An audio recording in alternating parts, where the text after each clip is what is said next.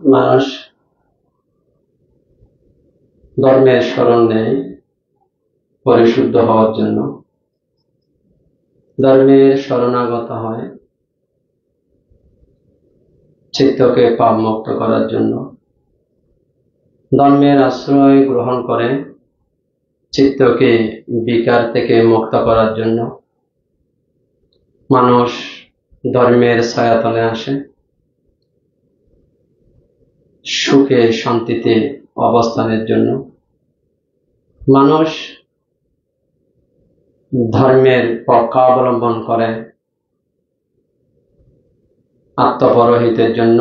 এটা হচ্ছে জ্ঞানী মানুষ, ধার্মিক মানুষের মতাদর্শ, চিন্তা ভাবনা। আপনি ভালো ব্যবহার যদি আশা করে থাকেন, ভালো ব্যবহার করুন।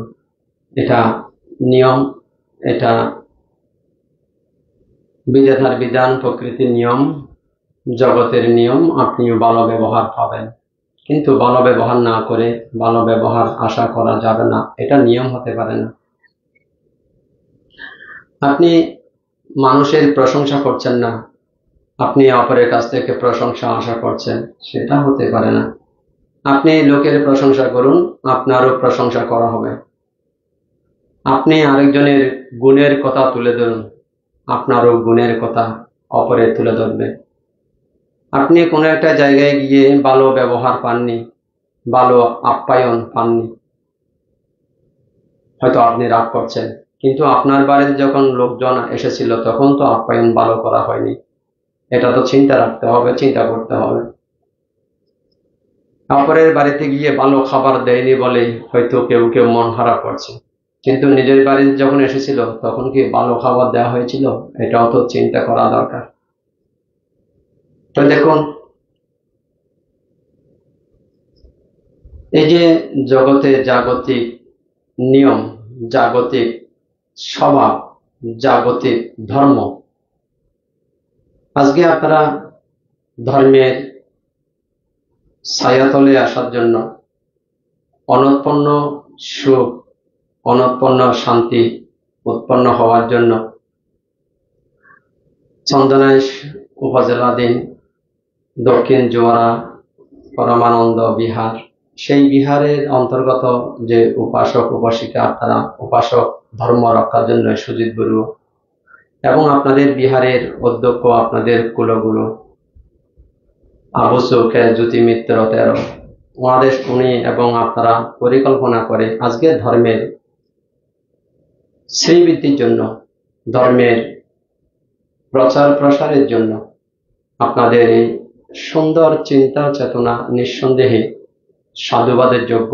আপনাদের কুলগুরু বিহারের অধ্যক্ষ আবু সুখে জ্যোতি মিত্র 13 এবং উপাসক সুজিত গুরু, আপনাদের দুজনকে নিঃসন্দেহে প্রশংসা করতে হয়, আপনাদের দুজনের নিঃসন্দেহে সুনাম করতে হয়, কারণ আপনারাই পরিকল্পনা করে সবাইকে অন্যের ধর্মের ছায়াতলে নিয়ে এসেছেন, যা বহুজনকে অনুপ্রাণিত করবে, যা বহুজনকে উৎসাহিত করবে, যাতে আমরাও এইভাবে কোনো না কোনো জায়গায় গিয়ে গ্রুপ করে সমবেতভাবে দলবদ্ধভাবে আমরাও সদ্ধর্মের চর্চা করব, আমরাও কোনো না কোনোভাবে পুণ্য কর্ম করব। আপনাদের এই দৃষ্টান্ত যা বহুজনকে অনুপ্রাণিত করবে, বহুজনকে উৎসাহিত করবে। তো এই ধরনের উদ্গল নিঃসন্দেহে প্রশংসার যোগ্য। তো এখানে যারা প্রশংসা করতে পারে না, ভাববেন তারা ধার্মিক মানুষ নয়, তারা জ্ঞানী মানুষ নয়। কারণ জ্ঞানীদের ধর্ম, সৎপুরুষের ধর্ম প্রশংসনীয় ব্যক্তির প্রশংসা করা, নিন্দনীয় ব্যক্তির প্রশংসা কখনো তারা করবে না, প্রশংসনীয় ব্যক্তির কখনো তারা নিন্দা করবে না, আর নিন্দনীয় ব্যক্তির প্রশংসা তারা করবে না, হতে পারে না। এটা সৎপুরুষের স্বভাব হয়, এটা সৎপুরুষের ধর্ম হয়, এটা সৎপুরুষের আদর্শ হয়। তো দেখুন, বুদ্ধের যে শিক্ষা, যেটা শুরুতেই যেটা আপনাদের বলেছিলাম, চিত্তকে ঠিক রাখা। যারা চিত্তকে পরিশুদ্ধ করার কাজ করে না, যারা চিত্তকে পরিশুদ্ধ করার কাজে নিজেকে নিয়োজিত করে না, যারা সদাচারের জীবন যাপন করে না, যারা বাক্য সংযত করে কথা বলে না, বিচার বিবেচনা ছাড়া বাক্য বিনিময় করে, তাদেরকে মূর্খ অসৎ পাপী বলে।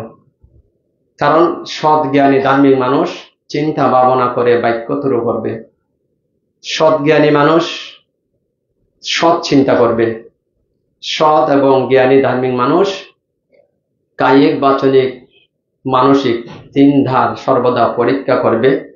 কায়িক কর্ম ওনারা কোনোদিন অপরিশুদ্ধ হোক সেটা কোনোদিন ওনারা স্বপ্নেও চিন্তা করে না, ওনারা ভাবে আমার কায়িক কর্ম পরিশুদ্ধ হোক। এজন্য ধরুন কায়িক কর্ম, বাচনিক কর্ম, মানসিক কর্ম পরিশুদ্ধ রাখা, এটা বুদ্ধগণের, আপনি বলতে পারেন সারা ত্রিপিটকের মধ্যে এটাকে বুদ্ধগণের মূল শিক্ষা বলতে হবে। কারণ বুদ্ধ এটাই বলেছেন যে আপনার যারা এই তিনটা কর্ম পরিশুদ্ধ করে, আনন্দবন্তের প্রশ্নের উত্তরে বুদ্ধ এটাই বলেছেন যে সকল প্রকার পাপ কর্ম থেকে নিজেকে বিরত রাখা, মানসিক যাতে কোনো অকুশল উৎপন্ন না হয়, মন যাতে বিকারগ্রস্ত না হয়, মন যাতে পরিশুদ্ধ থাকে, মন যাতে নেগেটিভ কোনো চিন্তা ভাবনায় রমিত না হয়, যা নিজের এবং অপরের দুঃখ উৎপন্ন করবে, নিজের এবং অপরের অশান্তি জন্ম দেবে, এরকম মনে কোনো কিছু যাতে উৎপন্ন না হয়। এবং এমন কোনো বাক্য ব্যবহার করা উচিত নয় যা নিজের দুঃখ উৎপন্ন করবে, যা অপরের দুঃখ উৎপন্ন করবে, যা উভয়ের দুঃখ উৎপন্ন করবে। এমন কোনো কর্ম করা উচিত নয় যা নিজের দুঃখ উৎপন্ন করবে, যা অপরের দুঃখ, যা আত্মপর উভয়ের দুঃখ উৎপন্ন করবে। এরূপ কর্ম থেকে বিরত থাকা, এটা বুদ্ধগণের অনুশাসন বলেছে। বলতে পারেন এটা বুদ্ধগণের মূল শিক্ষা।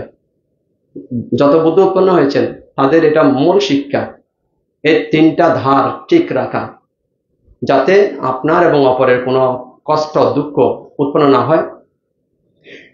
এবং এই যে যা জীবনকে পরিপূর্ণতা দান করবে এটাকে পুণ্য বলে। পরিপূর্ণতা দান করা, এজন্য এটা পুণ্য নাম দেওয়া হয়েছে।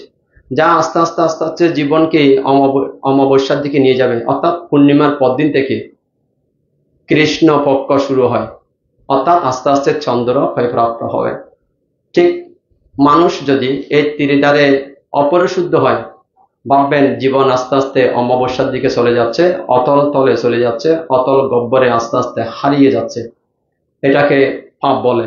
অর্থাৎ পাপ এবং পুণ্য, যেটা চিত্তের শুদ্ধতা নষ্ট করে দেয়, যেটা কায়িক কর্ম অশুদ্ধ, দুঃখের জন্য হয়, অপরের নিজের জন্য অহিতের জন্য হয়, দুঃখ উৎপন্ন করে, যা চিন্তা করলে মানসিকতা বিকৃত হয়ে যায়, মনুষ্যত্ব বোধের মৃত্যু হয়। এরকম চিন্তাকে, এরকম কর্মকে, এরকম বাক্যকে পাপ বলেছে। আর যা করলে নিজের এবং অপরের জীবন পরিপূর্ণ হয়ে যায়, এটাকে পুণ্য বলেছে। এটা বুদ্ধগণের অনুশাসন বলা হয়েছে।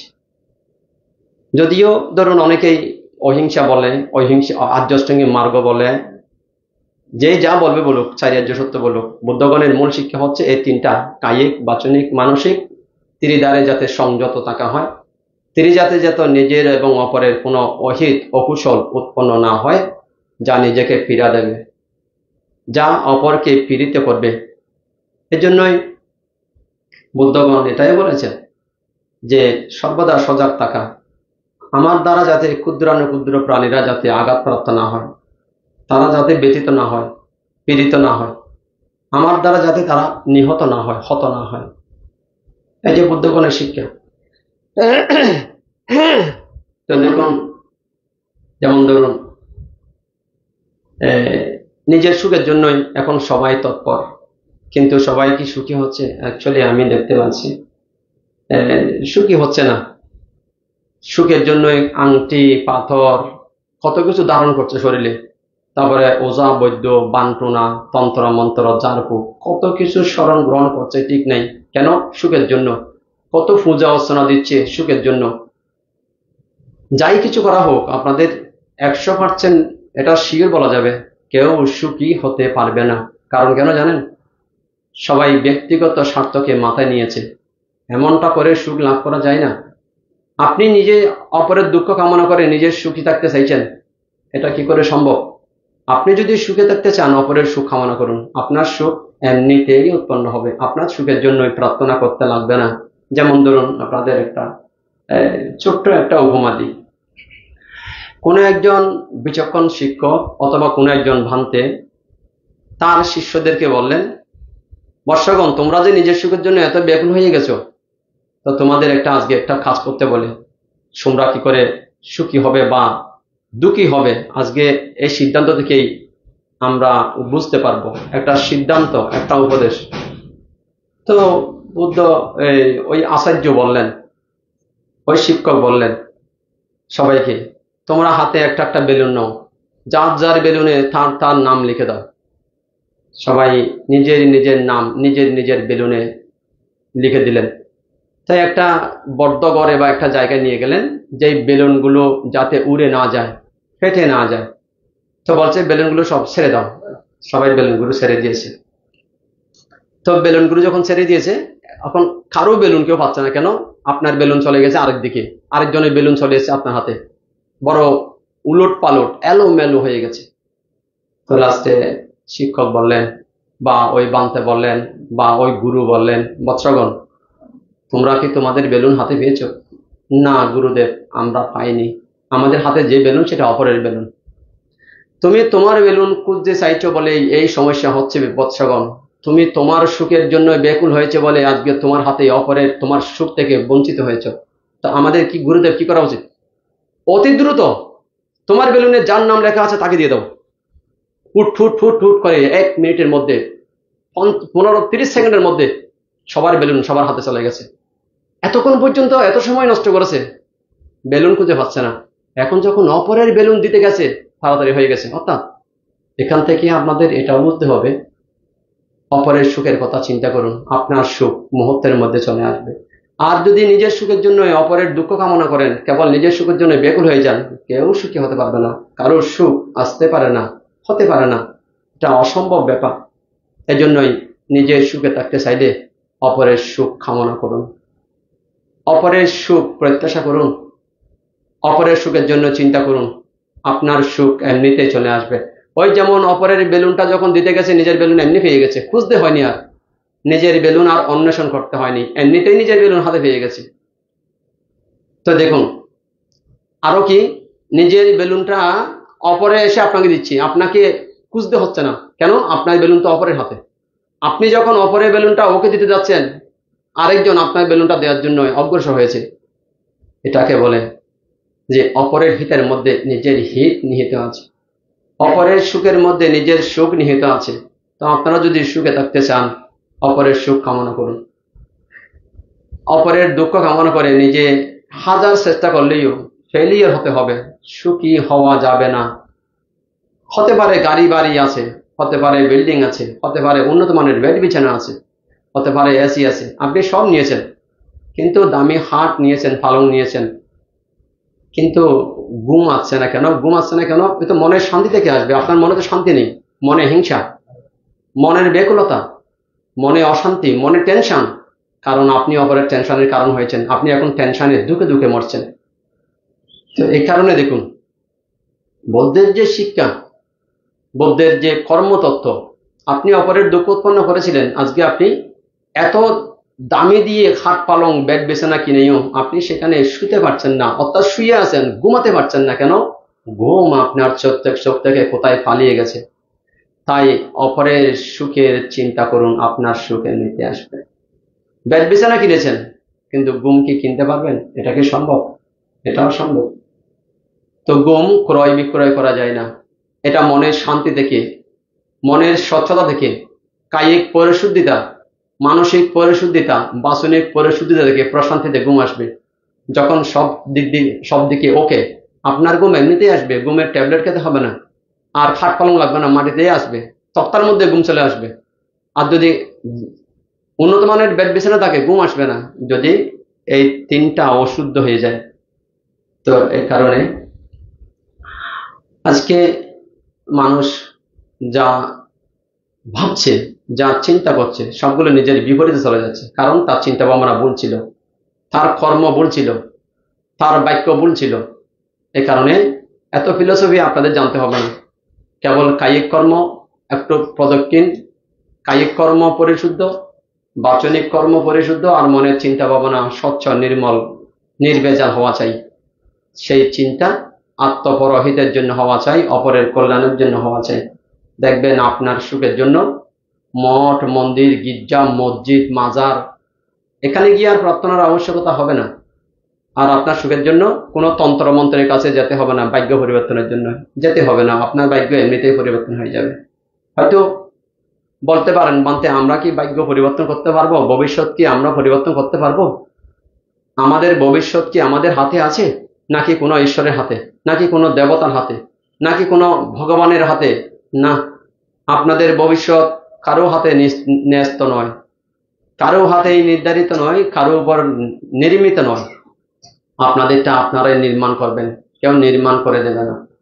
ভবিষ্যৎ হয়তো আপনি পরিবর্তন করতে পারবেন না, কিন্তু এখনো ভবিষ্যৎ যেহেতু আসেনি, বর্তমানটাকে আপনি ঠিক করে ফেলুন। বর্তমানের কায়িক কর্মকে পরিশুদ্ধ করুন, বাচনিক কর্ম পরিশুদ্ধ করুন, চিত্তকে নির্মল করুন, নির্ভেজাল করুন, আপনার মানসিক কর্মকে নির্ভেজাল করুন। আপনার মুক্তি এমনিতে এসে যাবে, মুক্তির মার্গ পরিষ্কার হয়ে যাবে। মুক্তির মার্গ আলাদা করে আর পরিষ্কারের আবশ্যকতা হবে না। এ কারণে বর্তমান কর্ম তো পরিশুদ্ধ করতেই পারেন সবাই, তাহলে ভবিষ্যৎটা পরিশুদ্ধ হয়ে যায়, ভবিষ্যৎ নির্মাণ হয়ে যায়।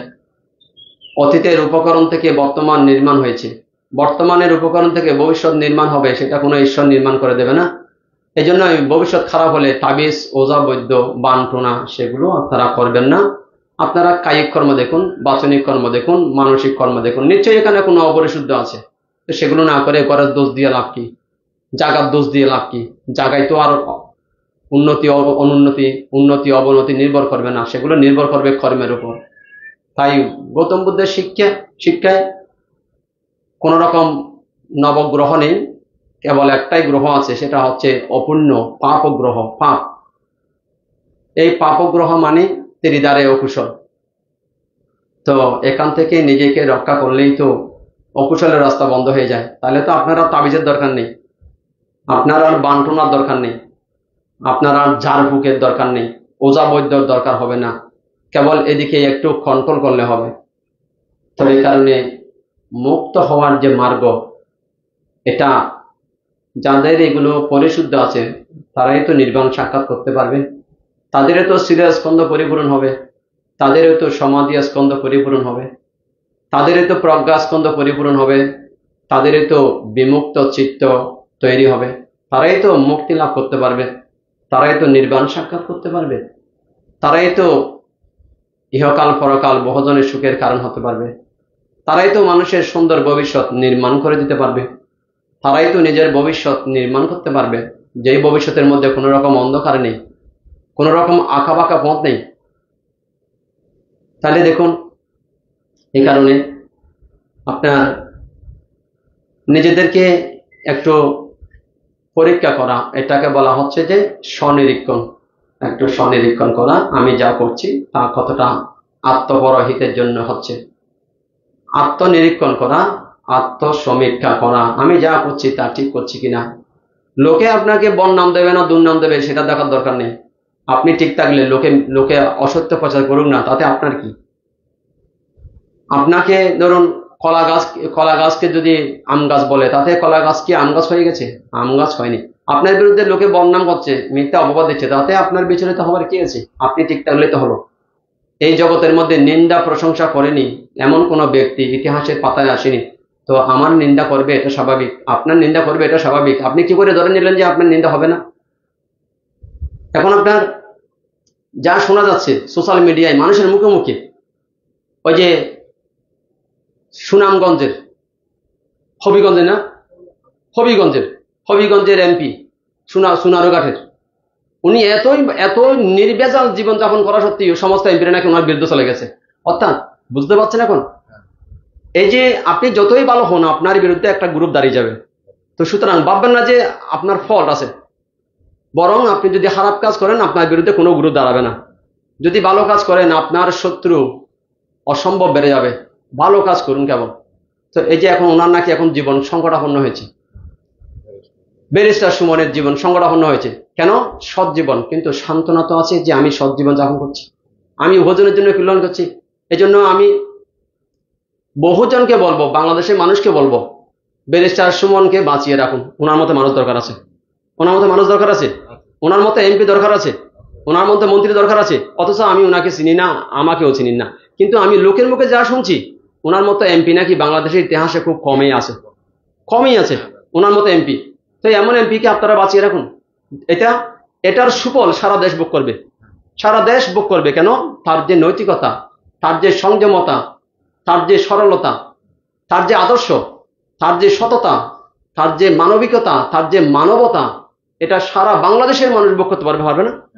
কিন্তু এ ধরনের মানুষ বাঁচতে পারবে না। কেন? এখানে খারাপ মানুষ একদম আনাচে হানাচে। যেমন ধরুন জাপানে, চীনে অলিতে গলিতে ইঞ্জিনিয়ার, আমাদের বাংলাদেশে অলিতে গলিতে ছোট্টা হয় সন্ত্রাসী। তাহলে আপনি ভালো থাকবেন কি করে ভালো থাকবেন বলুন? তো এই কারণে দেখুন, বুদ্ধের বাণী, এত জামলায় না গিয়ে আপনারা মুক্ত হয়ে যান, তাহলে ভালো হয়। মুক্ত হয়ে যান। আর্যশ্রেণিক মার্গ আছে, মুক্ত হওয়ার মার্গ। তো আপনারা এতে আকাশ পথে, সড়ক পথে, নদী পথে না গিয়ে আর্যশ্রেণিক মার্গ হতে যান, তাহলে মুক্ত হতে পারবেন। এখন সবাই বিক্রয় এখন আকাশ পথে ভ্রমণ করতে বলেছে আর্যশ্রেণিক মার্গ হতে। ভ্রমণ করছে কোথায়? আকাশ পথে। আমেরিকা ভ্রমণ করছে, জাপান ভ্রমণ করছে, সুইজারল্যান্ড ভ্রমণ করছে, কানাডা ভ্রমণ করছে, ভারত ভ্রমণ করছে। ভ্রমণ করতে বলেছে আর্যশ্রেণিক মার্গ পথে, এখন যাচ্ছে আকাশ পথে, ঠিক না? পথগুলো হয়ে গেছে। কেউ যাচ্ছে সড়ক পথে, কেউ যাচ্ছে নদী পথে, কিন্তু মূল রাস্তা থেকে তো আপনি চ্যুত হয়ে গেছেন। আপনি যতই মধুর মধুর কথা বলুন, আপনি তো মূল রাস্তা থেকে চ্যুত হয়ে গেছেন। আপনাকে বলেছে আর্যশ্রেণিক মার্গ পথে যেতে। কোন পথে যেতে বলেছে? এখন যাচ্ছে কোন পথে? সড়ক পথে, জলপথে। এগুলো ভুল পথ নয়? বেশ, এ কারণে মুক্ত হচ্ছে না। এখন এক দুঃখ থেকে মুক্ত হওয়ার জন্য, নির্বাণ সাক্ষাৎ করার জন্য, বহুজনের কল্যাণের জন্য, তাহলে যেতে হবে কোন পথে? আর্যশ্রেণিক মার্গ পথে। এই পথে গেলেই মুক্ত হওয়া যায়, মুক্তি লাভ করা যায়। অন্য পথে গেলে মুক্তির রাস্তা বন্ধ হয়ে যায়। এই জন্য সবার মুক্তির রাস্তা বন্ধ হয়ে যাচ্ছে। এই জন্যই আমাকে আপনাকে এখন সবকিছু, অনেক কিছু দেখতে হচ্ছে, ঠিক না? সব যদি ধরুন এই আর্যশ্রেণিক মার্গপথ বাদ দিয়ে যদি অন্য পথে যান, প্রব্রজ জীবন বলুন আর গৃহস্থ জীবন বলুন, একসময় গিয়ে ব্যর্থ প্রতিপন্ন মনে হবে। ব্যর্থ প্রতিপন্ন কেন? এই জীবন ভুল ছিল, এই চিন্তা ভুল ছিল, এই ভুল গমন ছিল, এই ডিসিশন ভুল ডিসিশন ছিল। তা এখন শুদ্ধ ডিসিশন, সৎ ডিসিশন, ভালো ডিসিশন হচ্ছে আর্যশ্রেণিক মার্গ পথে হাঁটার জন্য সিদ্ধান্ত নেওয়া, ঠিক না? আমি এমনি আজকে যেহেতু সময়ও স্বল্পতা, এই যে আজকে ধরুন আবু শরণঙ্কর, আমি শরণঙ্করের বিরুদ্ধে বলছি না, আবু শরণঙ্কর আর্যশ্রেণিক মার্গ পথে না আসলে ও ফাঁকা রাস্তা দিয়ে সড়ক পথে হাঁটতে আজকে দুর্দশা। আজকে ও হাঁটছে কোন পথে? মাইলের পর মাইল, যুগে বছর পর বছর হাঁটেছে কোন পথে? আবু কোন পথে হেঁটেছিল? ওই সড়ক পথে।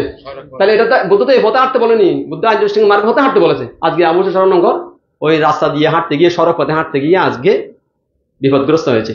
তাহলে আর্যশ্রেণিক মার্গ পথে হাঁটলে বিপদগ্রস্ত হওয়ার কথা ছিল না, ঠিক না? আপনারাও 3 পথ বাদ দিয়ে আর্যশ্রেণিক মার্গ পথে হাঁটেন, আপনারাও হাঁটছেন কিন্তু ওই 3 পথে, ঠিক না? আপনারা ওই পথে হাঁটুন, তাহলে দেখবেন অ্যাকচুয়ালি ভালো হয়ে যাবে, ঠিক হবে। তো আপনাকে আর এই যে আপনাদের কুলগুরু দক্ষিণ জোয়ারা পরমানন্দ বিহারের বিহারাধিপতি, আপনাদের কুলগুরু কে সংঘমিত্র জ্যোতি মিত্র 13, ওনাকে এবং আপনাকে, আপনাদের সবাইকে আমি সাধুবাদ জানাচ্ছি। আজকে আপনারা যে আমার এবং সঙ্গের হিতের কথা চিন্তা করেছেন, আপনাদের এই উপকার সামান্য উপকার নয়, এটা অসামান্য উপকার।